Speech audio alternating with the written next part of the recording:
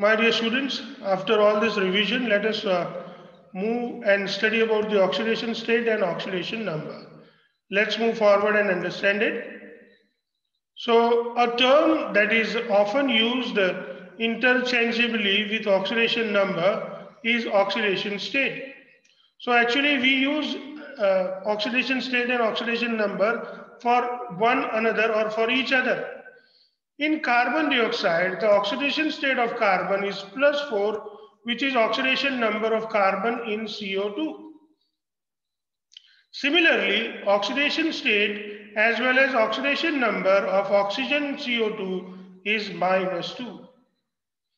It implies that oxidation number denotes the oxidation state of an element in a compound. Once again, oxidation number denotes the oxidation state of an element in a compound. Oxidation state refers to the oxidation number in a compound. Oxidation state in reference to compound only. Oxidation number may refer to all free state, elemental state, ions, compounds, etc. So when we say oxidation state, this oxidation state is in the reference to the compounds only. So the element present in the compound have only oxidation state.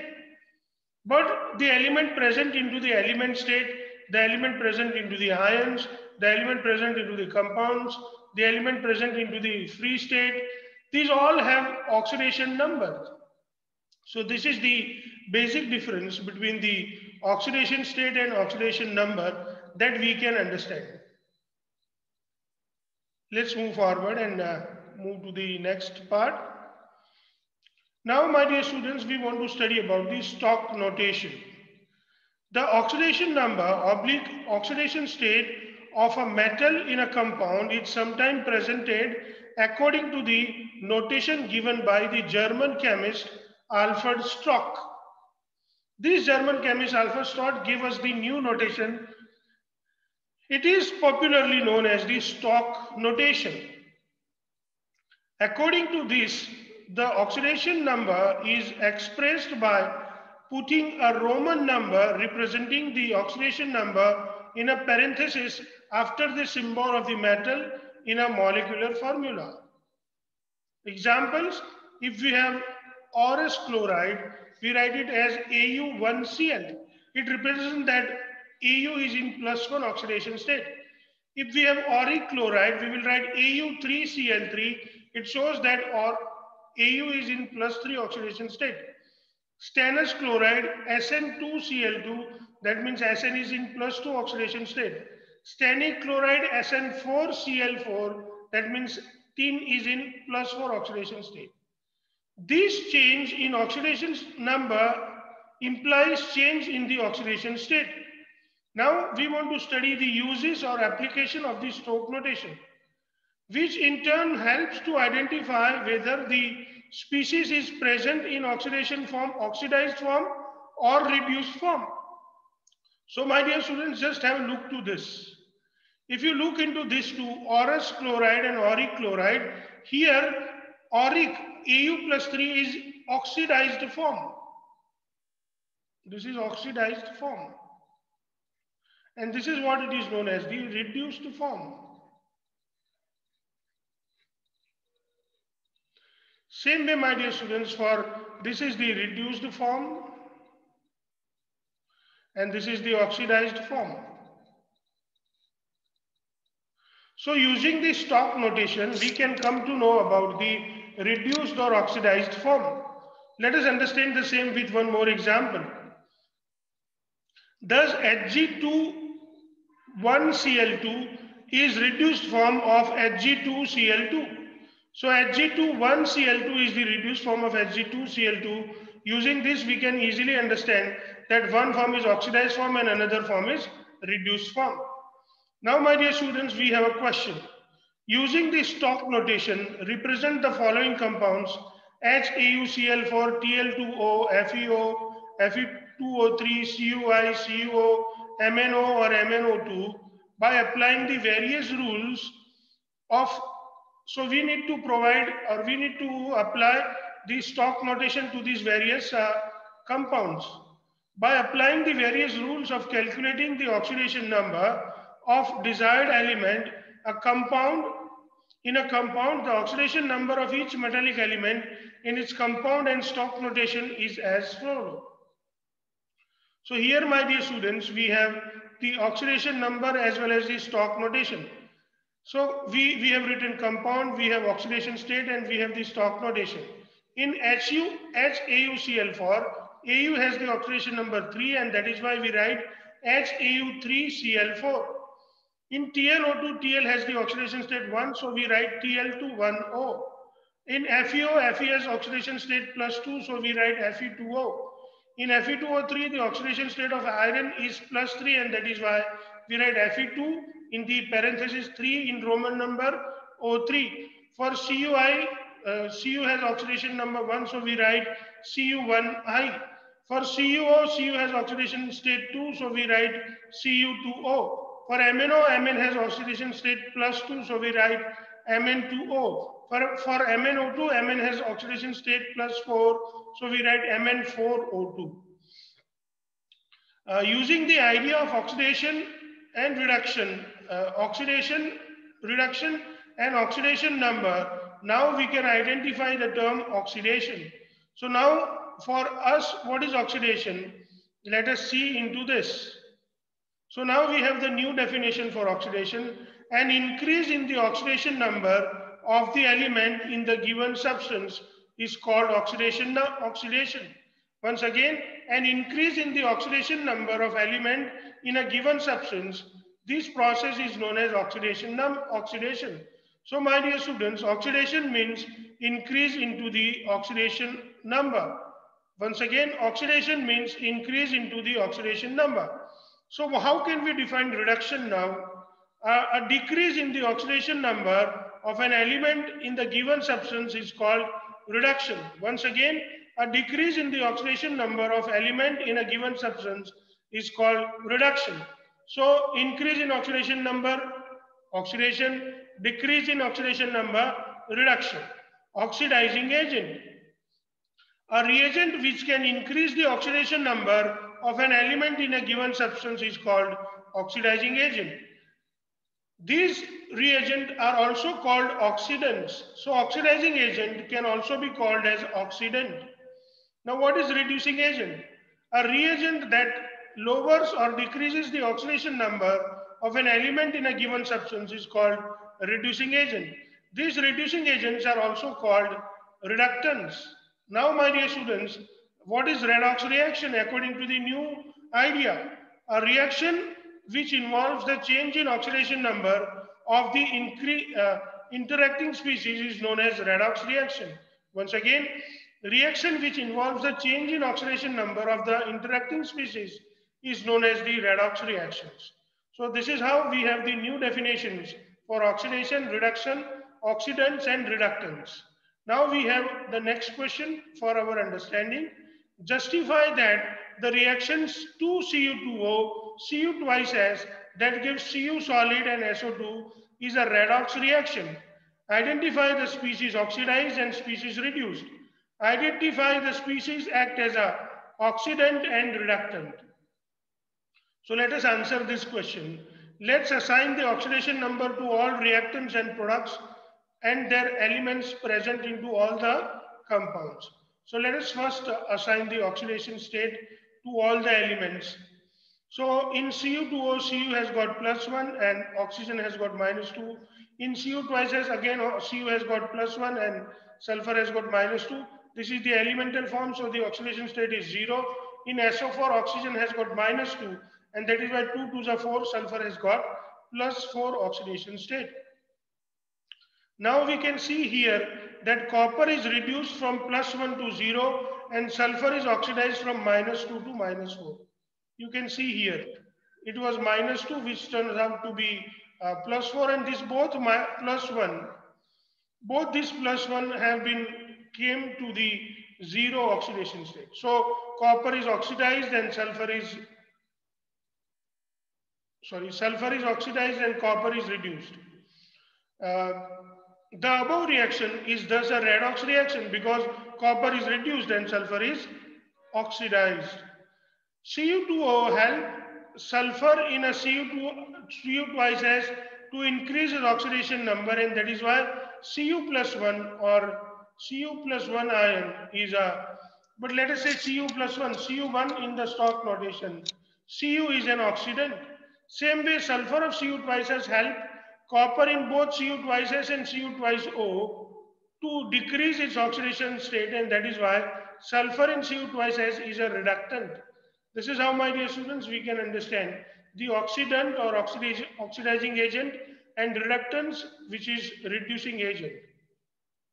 Now we want to study the various types of redox reactions. So let us study the types of redox reactions.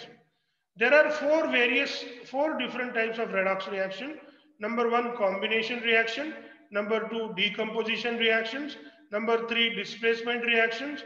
And number four, disproportionation reactions. Let us study these reactions one by one.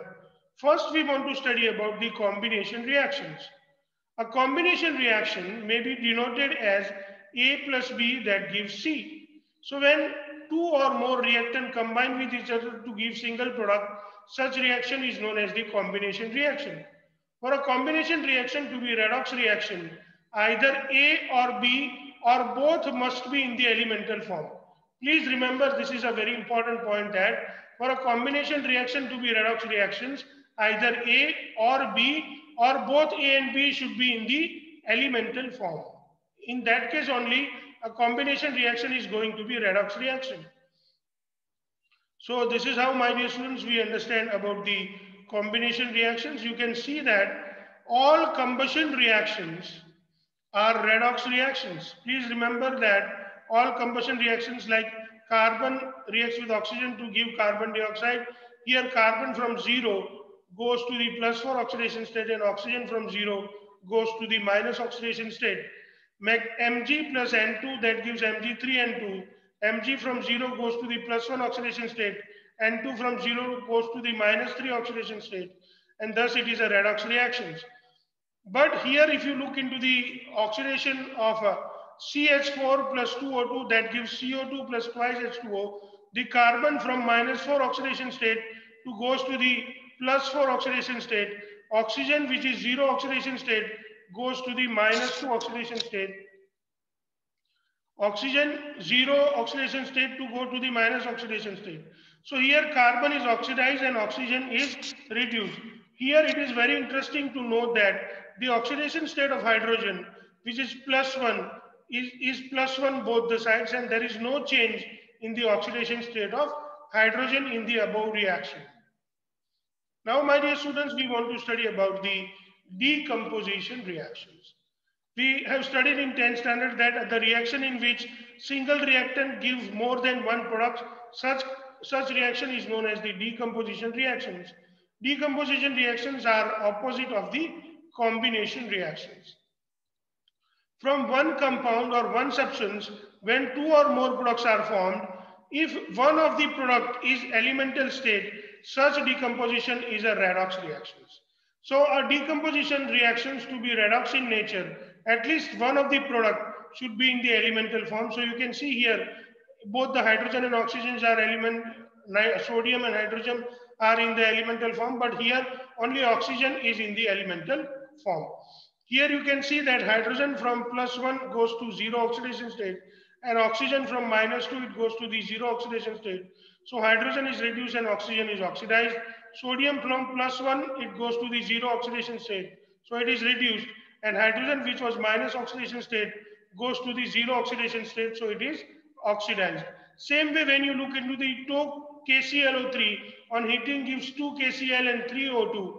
The oxygen, which is having minus 2 oxidation state, goes to 0 oxidation state. So it is oxidation. But my dear students, chlorine, which was plus 5 oxidation state, goes to the minus 1 oxidation state. This is the reduction. Please note that here the oxidation state of potassium has not been changed. So here, even in these reactions, the oxidation state of potassium is not changed, but the oxidation state of chlorine and oxygen have been changed.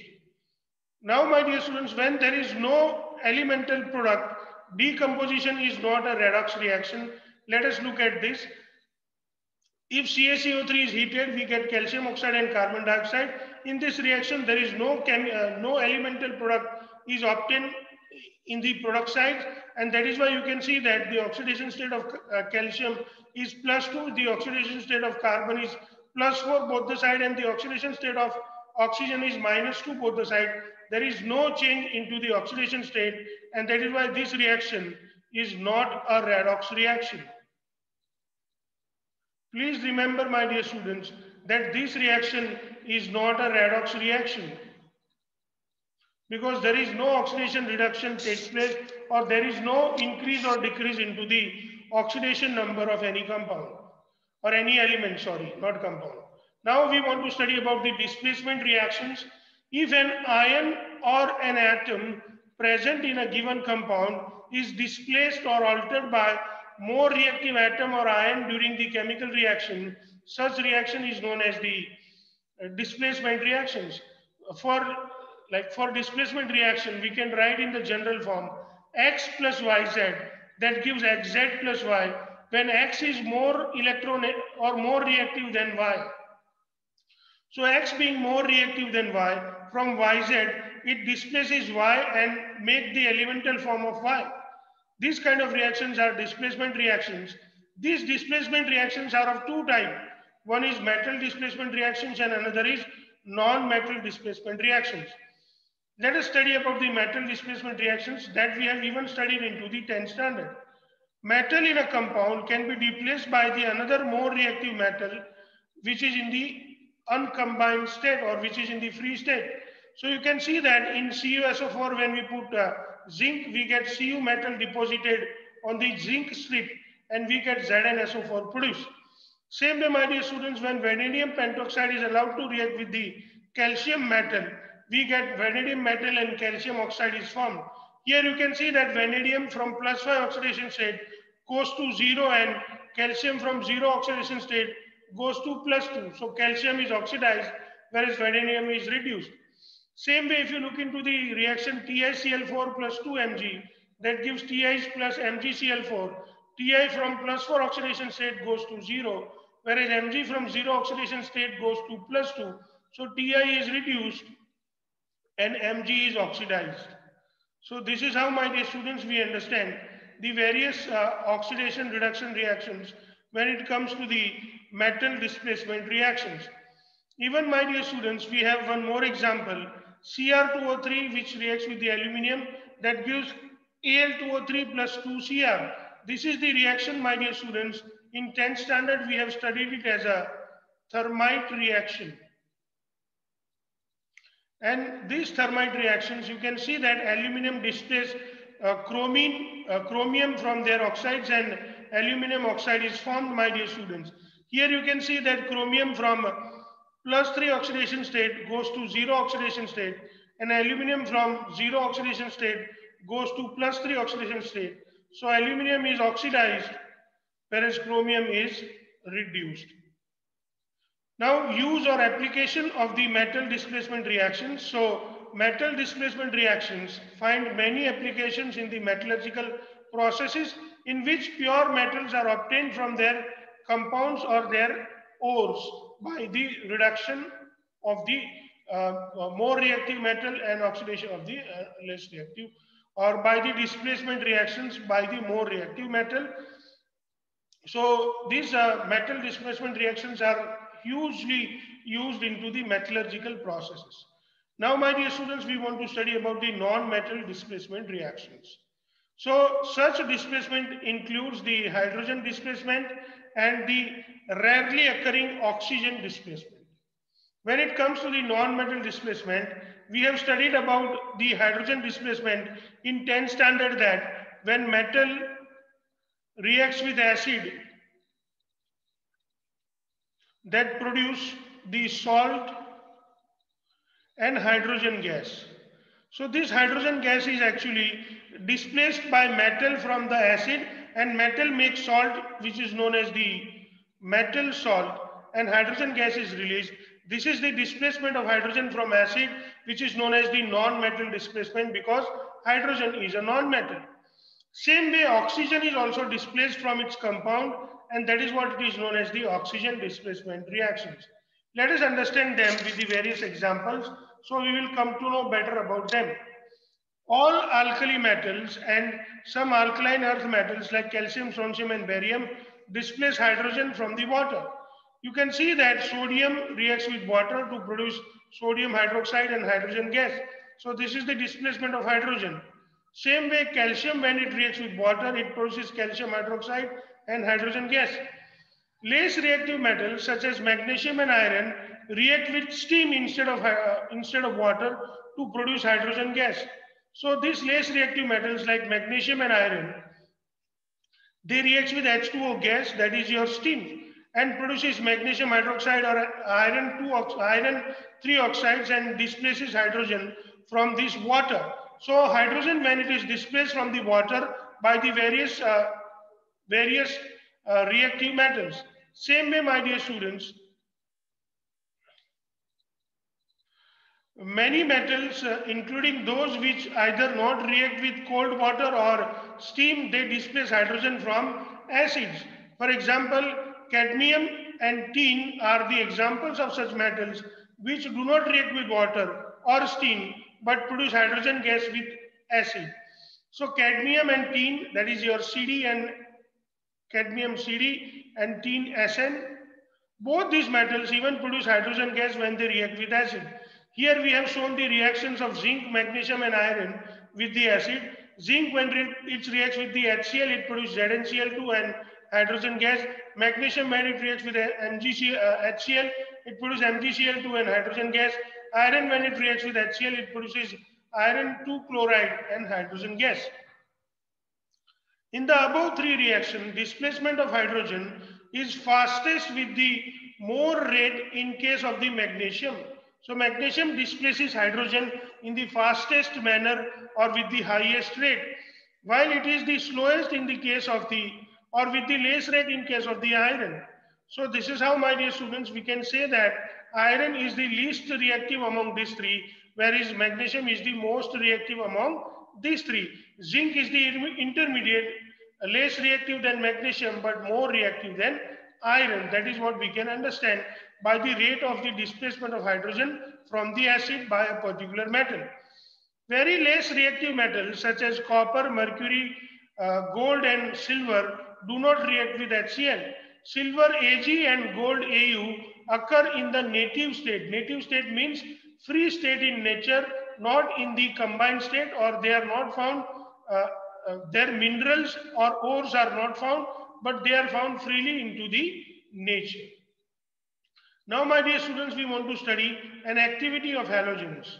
So halogens are oxidizing agent, and the power of halogen to oxidize other substance decreases as we go down the group.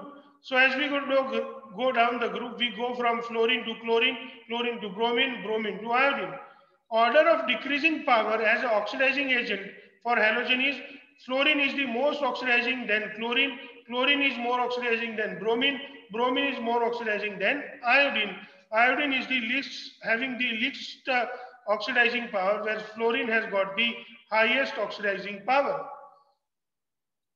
Fluorine can displace chlorine, bromine and iodine from their compounds. You can see here that when HCl reacts with fluorine, it produces HF and Cl2. So Cl2 is being displaced. When HBr reacts with fluorine, we get HF and Br2. So Br2 is displaced. When Hi reacts with fluorine, we get HF and I2. So I2 is being displaced. So fluorine, being most reactive, can displace the chlorine, bromine and iodine from their compounds. And this is what it is known as the non-metal displacement. Displacement is not carried out in aqueous medium in case of the iodine. Why this displacement? Not in case of iodine, but in case of fluorine. Displacement is not carried out in aqueous medium. Fluorine is so reactive that it can attack water and displace oxygen from the water. You can see here that fluorine, even when it reacts with water, it produces 4HF and oxygen is displaced from the water.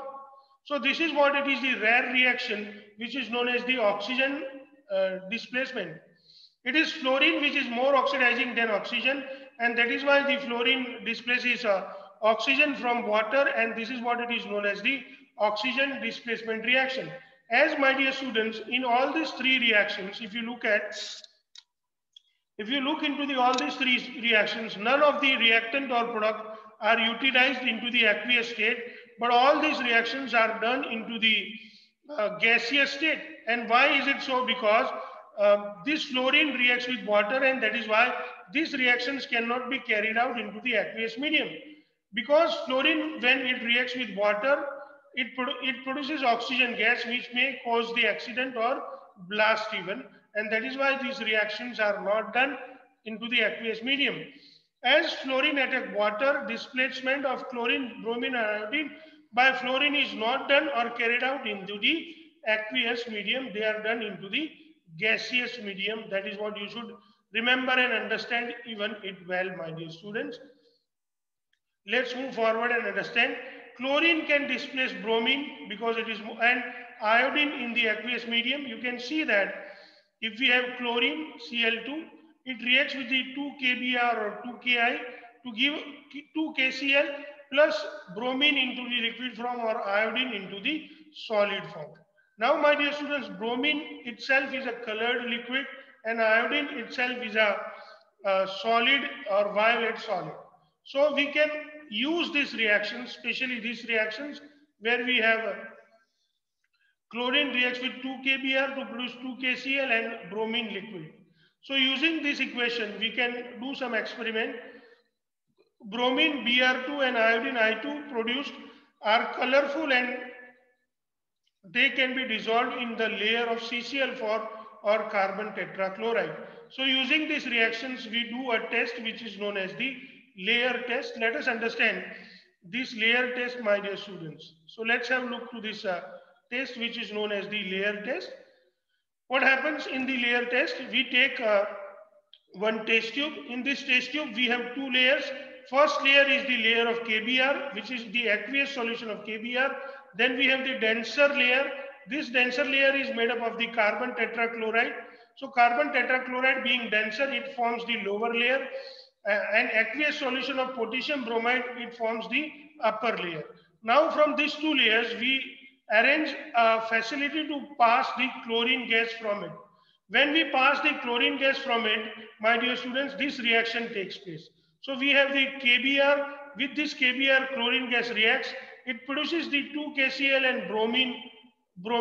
This bromine is absorbed into the carbon tetrachloride and create the red color. So when this reaction is taking place here, first the bromine is formed.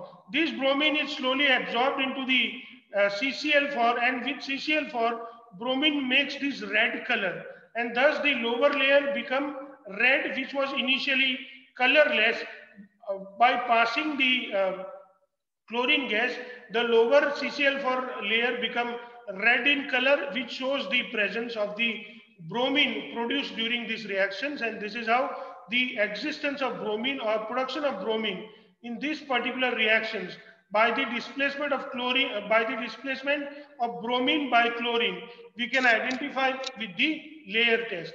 Same way we can apply for iodine even, and in this case we get iodine or the different color as we have seen into the bromine in CCl4. Same way iodine can also be absorbed in CCl4 to give the violet or purple color. So if we instead of KBr, if we take the Ki solution, potassium iodide solution, then iodine is formed and iodine forms the violet or purple solution instead of the red color here into the layer test. And this is how, by using the layer test, my dear students, we can easily identify the production of bromine or iodine during the displacement reactions. Bromine can displace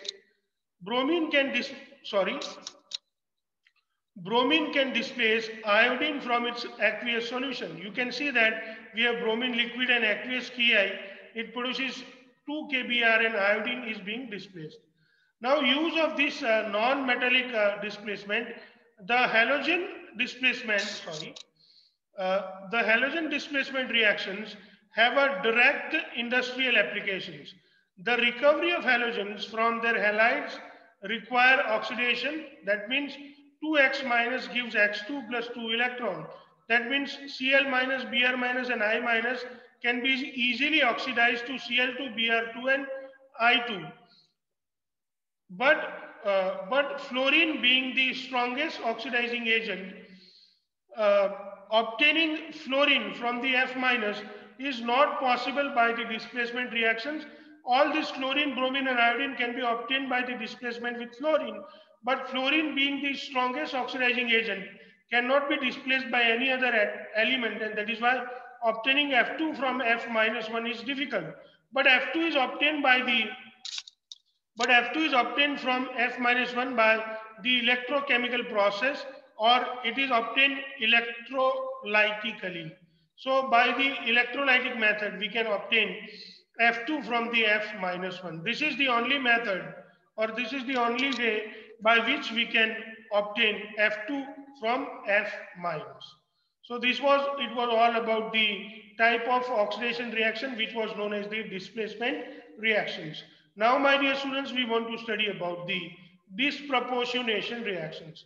Let us study the disproportionation reactions. First, let us have a look to the definition of the disproportionation reactions.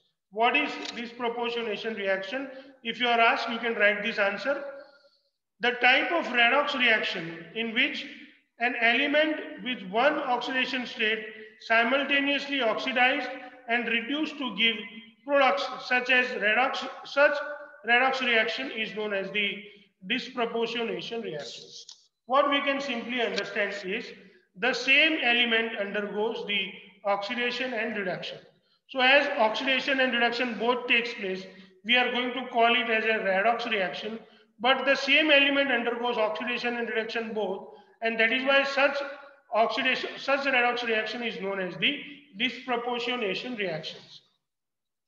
One more time, let us read the definition. The type of redox reaction in which an element with one oxidation state simultaneously, means at the same time, oxidized and reduced to give products. Such redox reaction is called disproportionation reactions. Now, what are the essential requirements for a redox reaction to be disproportionation reactions? Essential requirement: an element to undergo disproportionation must have at least 3 oxidation states. So if it has got 3 oxidation states, from the intermediate oxidation state, it can be oxidized to go the higher oxidation state, and it can be reduced to get the lower oxidation state. So those elements which have at least 3 oxidation states possible, they only can undergo disproportionation reactions. So for an element to undergo disproportionation reaction, the basic requirement is an element must have 3 oxidation states. So that from one oxidation state, it can simultaneously oxidize or reduce. This is the basic conditions. Element like oxygen, phosphorus, sulfur, nitrogen, chlorine, bromine, iodine, and manganese, etc. give disproportionation reactions. So we will study their disproportionation reactions. But elements like fluorine, sodium, magnesium, aluminum, potassium, lithium, rubidium, cesium, beryllium, calcium, strontium, barium, radium, which have the single oxidation state or only 2 oxidation state, cannot undergo the disproportionation reactions, at all, as they have only 1 oxidation state or less than 3 oxidation state possible. Now let us understand the various disproportionation reactions with the examples. First, decomposition of hydrogen peroxides. So when hydrogen peroxide undergoes decomposition, you can see that same oxygen undergoes the reduction to go from -1 to -2, and it undergoes the oxidation from -1 to 0. Same way, my dear students, the disproportionation of phosphorus, sulfur and chlorine, P4 plus 3OH minus plus 3H2O, that gives PH3 plus 3H2PO2 minus. Here you can see that phosphorus from 0 oxidation state reduced to -3 and oxidized to +1. Here in case of sulfur, you can see that sulfur in the 0 oxidation state it is reduced to -2, and sulfur from the zero oxidation state, it is oxidized to +2 here. Same way, my dear students, in the reaction Cl2 plus 2OH minus, that gives ClO minus plus Cl minus plus H2O. Cl from zero oxidation state oxidized to +1, and Cl from zero oxidation state reduced to -1 oxidation state. Same way, bromine and iodine follow the same trend. That means bromine and iodine also in the basic medium, they produces BRO minus and IO minus, where bromine undergoes the oxidation from 0 to +1, iodine undergoes oxidation from 0 to +1, bromine undergoes reduction from 0 to -1, iodine even undergoes the reduction from 0 to -1.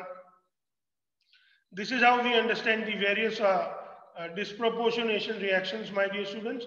When we look into the disproportionation reactions of nitrogen and manganese, you can see here NO2 that reacts with water to produce HNO2 and NO. Here in NO, nitrogen is +2. Here in HNO3, the oxidation state of NO is +5, whereas in NO2, oxidation state of NO is +4. So from +4, it goes to +5. From +4, it goes to +2. So it is oxidized and reduced simultaneously. Same way, my dear students, NO2, when it reacts with water, it produces HNO3 and HNO2 also. Here also +4, it goes to the +5 and +3. Same way, my dear students, if we look into the 3MnO4 -2, in the acidic medium, it gives us 3MnO4 minus MnO2 and H2O. So here, in case of MnO4 -2, the oxidation state is +6. But in MnO4 minus, the oxidation state is +7. So here you can see the oxidation, but from +6 to +4, you can see the reduction.